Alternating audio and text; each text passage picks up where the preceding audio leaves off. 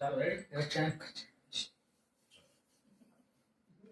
સોટી જ ગઈ પડી તો ચાલો રેડી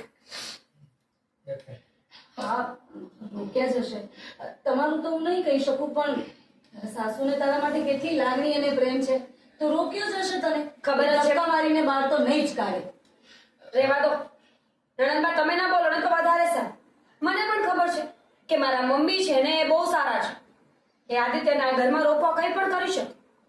આદિત્યને આ ઘરમાં રોકવા માટે મારા મમ્મી આપણા બધાની સામેના પગમાં પડી શકે. હે મમ્મી?